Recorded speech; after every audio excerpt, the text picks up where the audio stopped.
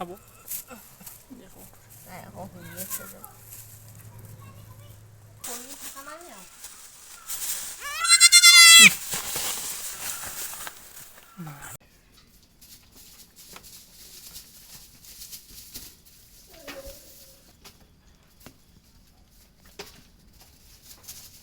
নমস্কাৰ বন্ধুসকল, Assam farming YouTube চেনেললৈ মই আপোনালোকক সকলোকে স্বাগতম জনাই এটা নতুন ভিডিঅ' লৈ আহিছোঁ আজি আপোনালোকৰ ওচৰলৈ।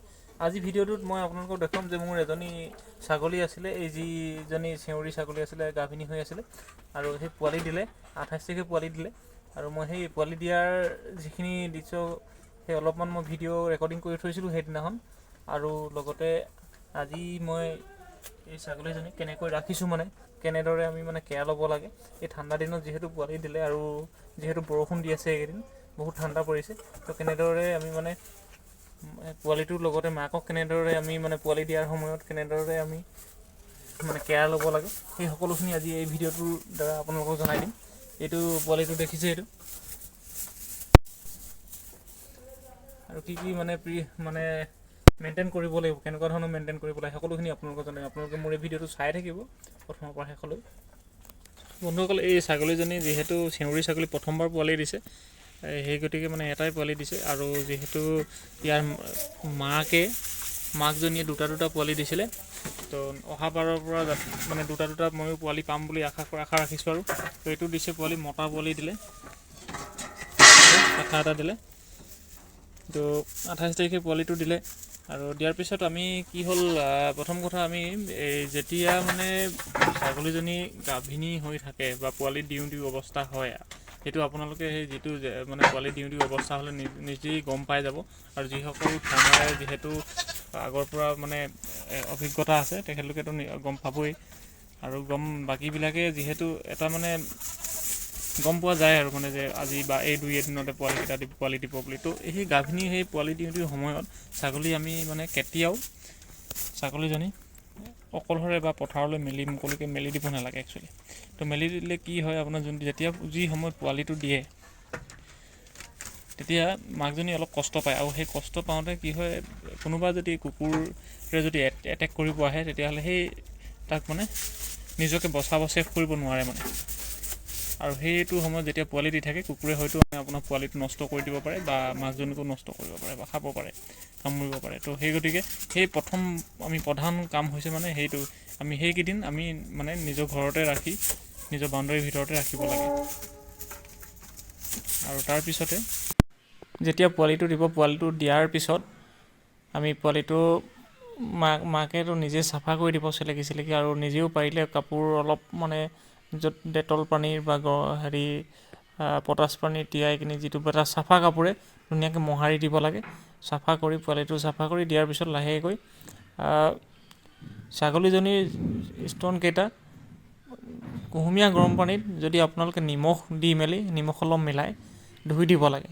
যদি সেইটো মানে একো যদি নাথাকে আপোনাৰ ওচৰত, সেইটোৱে কাম কৰিব পাৰে। নহ'লে আমি এনেই ব্লিচিং পাউডাৰ মিলাই কিনি, নহ'লে পানীত মিলাই, নহ'লে পটাছ পানী মিলাই চাফা কৰি ধুনীয়াকৈ পানীৰে ধুই মেলি তাৰপিছতে পোৱালিটোক মানে গাখীৰ পিয়াব লাগে। তো যদি আমি ডাইৰেক্টলি পোৱালিটো দিয়াৰ পিছতেই আমি যদি পোৱালিটোক গাখীৰ পিয়াই দিওঁ বা চাফা নকৰাকৈ, তেতিয়াহ'লে মানে তাত এটা ইনফেকশ্যন হোৱাৰ সম্ভাৱনাটো থাকে। মানে জাৰ্মছবিলাক থাকেতো, তো সেই জাৰ্মছবিলাক মানে পোৱালিটোক অপকাৰ কৰিব পাৰে স্বাস্থ্যৰ ক্ষেত্ৰত। তো সেই গতিকে আমি সেইখিনি ধোৱা মেলা কৰি চাফ চিকুণ কৰি মেলি, আৰু কিন্তু পোৱালিটো চোৱাৰ আগত আমাৰ নিজৰ হাতকেইখনো আমি ভালদৰে চাফ চিকুণ কৰি ধুই ল'ব লাগে। ধুই লোৱাৰ পিছতহে আমি সেইখিনি কাম কৰিব লাগে। আৰু লগতে যদি ঠাণ্ডা দিন হয় বা ঠাণ্ডা হওক গৰম হওক, মানে তলত যেতিয়া পোৱালিটো নতুনকৈ যেতিয়া পোৱালি আহিব, তো সেই পোৱালিটো প্ৰথম এডজাষ্ট কৰিবলৈ সময় লাগে। মানে আমাৰ এই যিটো ৱেডাৰ হয়, ৱেডাৰটোৰ লগত। তো সেই গতিকে যাতে মানে তলত মানে খেৰ বা বস্তা বা কিবা এটা কাপোৰ পাৰি দিয়া যায়, যাতে অলপমান এটা পাই থাকে, মানে হিট এটা পাই থাকে, আৰু যাতে কোমল এটা পায়, চফ্ট ফিল কৰি থাকে। তো সেই গতিকে প্ৰথম মইতো ইয়াতে খেৰ পাৰি দিছোঁ তলত। সেই খেৰ পাৰি দিয়াৰ পিছতে ইয়াক চাফা কৰি মেলি ধুই মেলি অলপ নিজেই আমি পিহাই দিবলগীয়া হ'ল, বা নিজেই অলপ স্তনত লগাই দিব লাগিব। মুখখন প্ৰথম নোৱাৰে। তাৰপিছত লাহে লাহে যেতিয়া অলপমান গাখীৰ খোৱাৰ পিছত পোৱালিটো লাহে ষ্ট্ৰং হৈ আহিব। ষ্ট্ৰং হোৱাৰ পিছত নিজে খাই দিব। তাৰপিছৰ পৰা আৰু আমি নিজে তাক ধৰি খুৱাব দৰকাৰ নাই, নিজে খাই দিয়ে।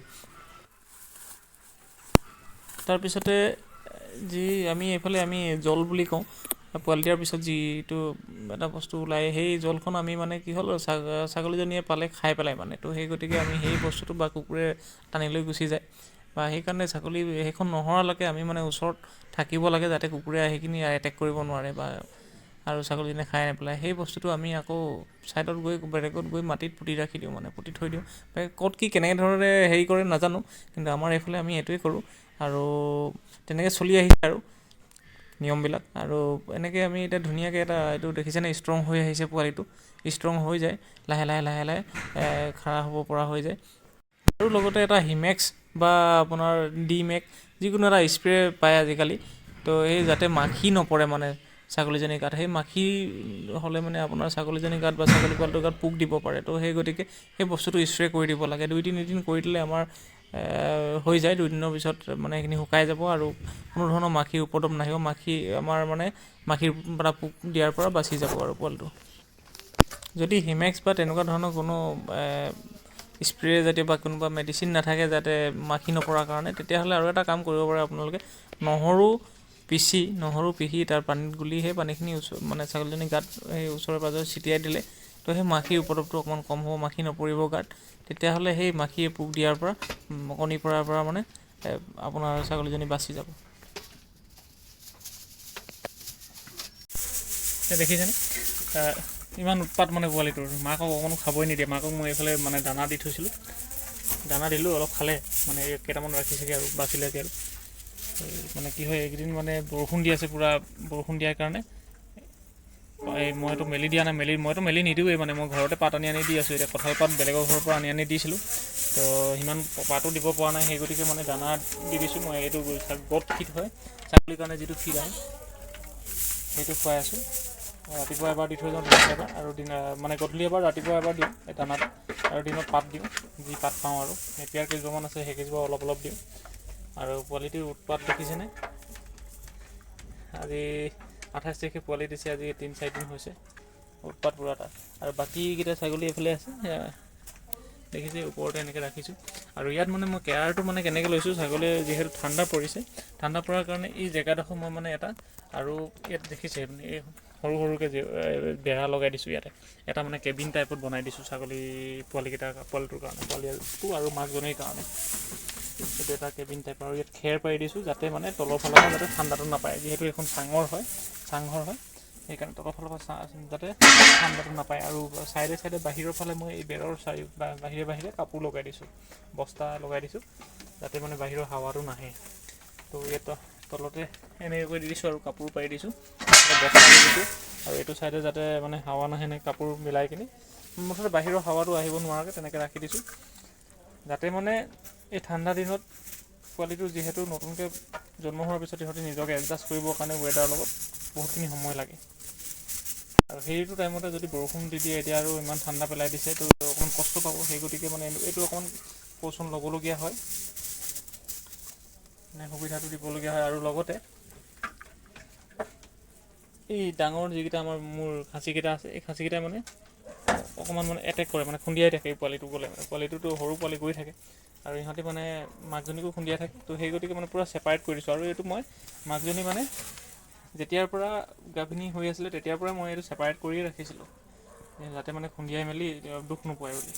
আৰু এতিয়া পূৰা ধুনীয়াকৈ কেবিন টাইপত দুটা থাকে, এই সিহঁতৰ পৰা অলপ বচাই ৰাখিছোঁ। তো এনেকৈয়ে মানে কেয়াৰটো লৈ আছোঁ।